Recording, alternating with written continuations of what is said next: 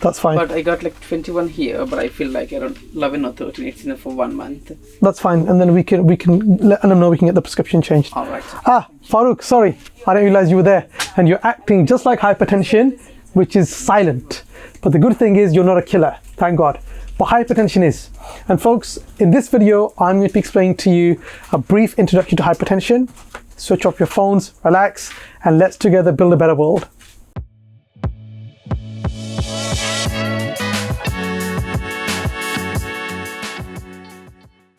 Right, let's talk about hypertension. Hypertension can be defined as having high blood pressure. Now, the first thing I want to clarify is that this terminology where we say you're hypertensive, or you don't have hypertension, or you have high blood pressure, or you don't have high blood pressure, it is not a yes or no, that either you are male or you're female. It's not like that, because hypertension is what we call, it's a spectrum, it's a range.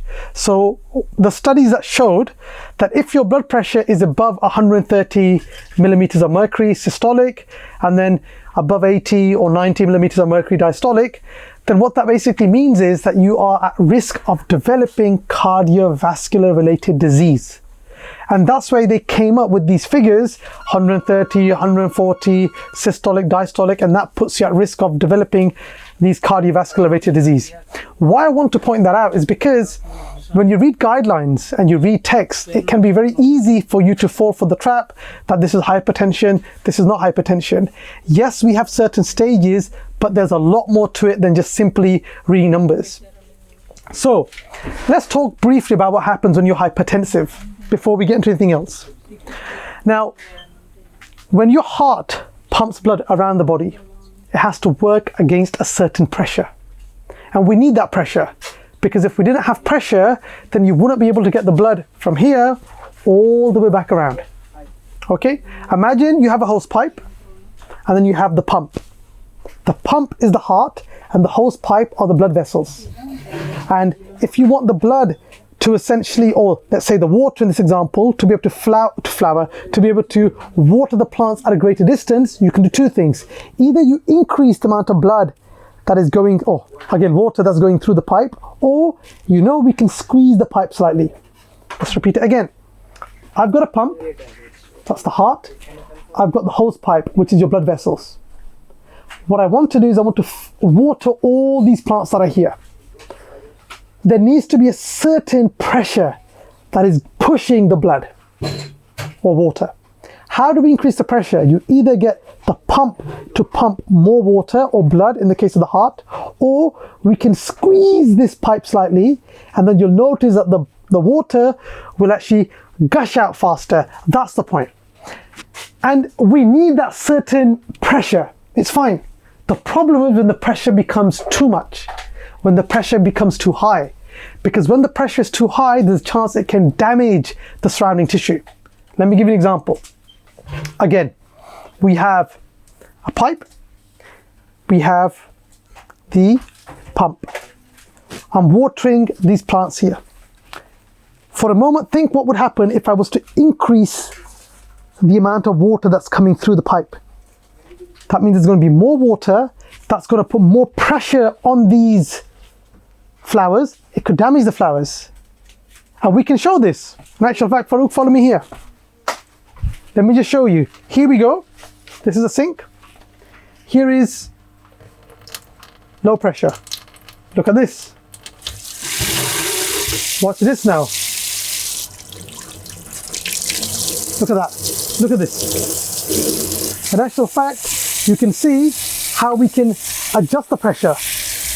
What I'm trying to show you is if that pressure increases too much, it can damage the surrounding tissue.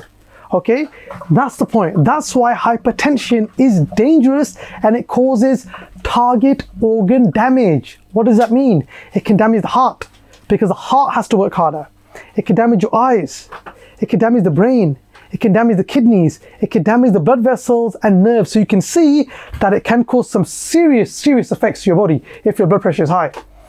And the worry is, or the concern is, that this gentleman who's dispensing today, he could have high blood pressure and you won't know, and hopefully you don't. Oh.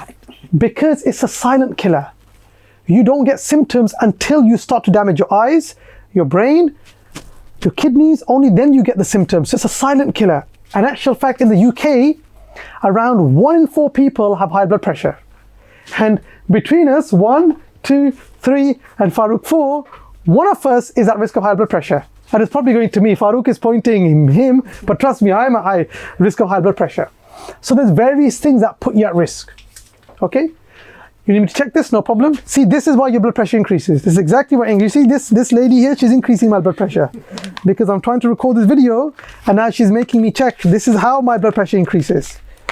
Shija, why are you doing this to me? Right. So we know what hypertension is. It's essentially a condition or a risk factor for developing cardiovascular disease. I've explained to you why it's bad. Because if your heart has to work against a pressure or higher pressure, the heart has to work harder. And it can damage the surrounding tissue. So you understand that as well. How do you diagnose hypertension? First of all, how do you know if you've got hypertension? The reality is you're not going to know.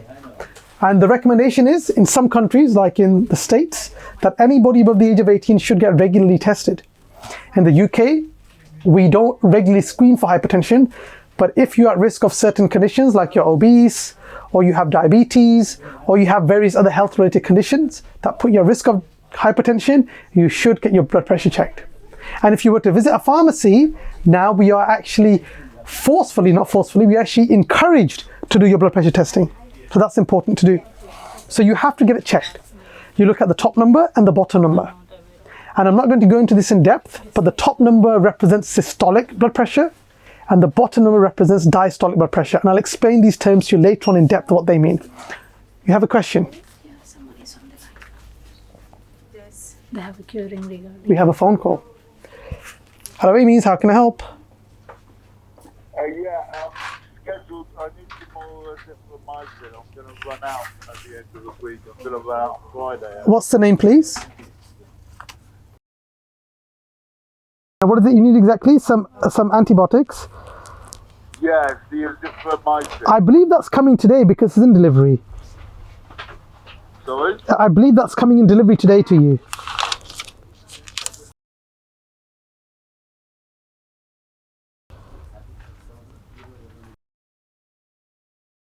Okay, then For my I will double check for you, but you'll have it by this Friday, no problem. No problem.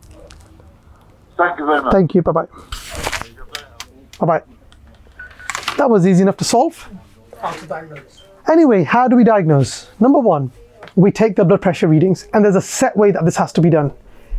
You must measure the blood pressure properly. If you don't have the arm in the right place, if the patient isn't relaxed, if you don't take multiple readings, it puts you at risk. So we have to measure the blood pressure somehow. And there's various ways that we can do it.